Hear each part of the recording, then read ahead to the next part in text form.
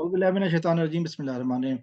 अस्सलाम वालेकुम। आज अभी इस वीडियो में मैं बात करूंगा एक बार फिर रियासत पाकिस्तान वर्सेस ज़हीर अहमद केस की, जो कि काफ़ी अरसे से जो है ना मीडिया की जीनत बना हुआ है। और उस केस में हर रोज़ आए रोज़ कोई ना कोई इस तरह की बात सामने आ जाती है जिस पे बात करने की ज़रूरत हो जाती है। कोई नया मोड़ आ जाता है, कोई नई अफसाना घड़ा जाता है। जिस तरह इस मुगविया बच्ची के वालिद की हिमायत में बहुत सारे अफराद जो है ना वो वीडियोस बना रहे हैं। इसी तरह उसके मुखालिफ यानी कि जो मुल्जिम पार्टी है ज़हीर अहमद, उसके ज़हीर गैंग के हिमायत में भी कुछ लोग वीडियोस बना रहे हैं और उनमें पेश पेश है जुनैरा माहम और एडी मलिक।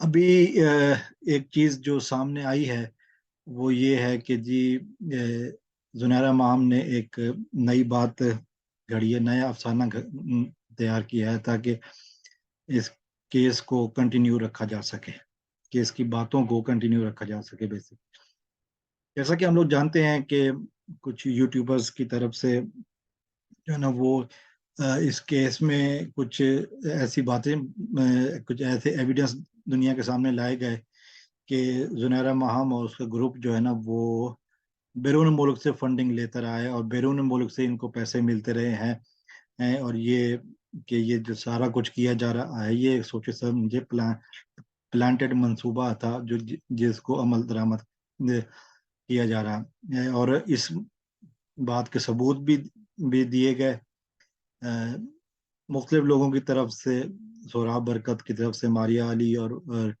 लोगों की तरफ से भी, शाहिद हुसैन भी है और असद जाफरी है, बाकी सब लोगों की तरफ से। अब फिर एक दफ़ा जुनैरा माहम से किसी ने कहा कि जी आप एविडेंस अपने पेश करें, तो वो उसने मनी ट्रांसफ़र का जो है ना वो नंबर गलत दे दिया, अधूरा नंबर दिया। फिर जब उसको कहा गया कि पूरा नंबर दो तो वो आएँ बाएँ शाएँ करने लगी। ये कल परसों तक की बात है।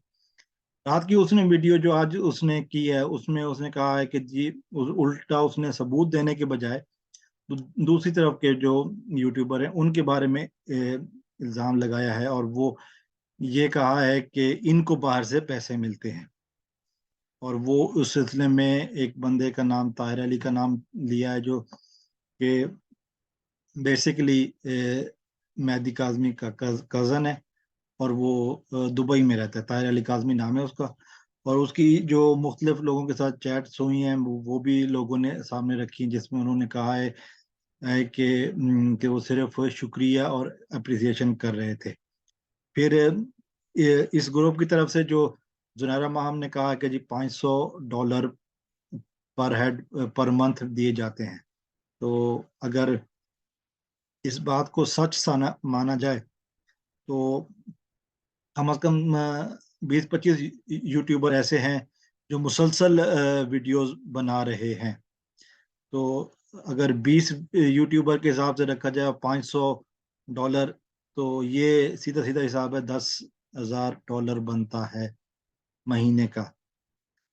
ये दुबई में बैठा हुआ एक शख्स जो कि काम करता है, कम से कम उसकी तो ये तनख्वाह हो नहीं सकती।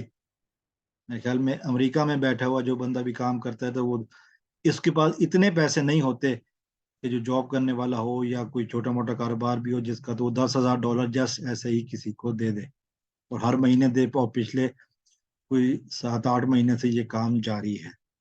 ये बहुत बड़ी झूठ जो बोला गया है वो अपना सामने आया है।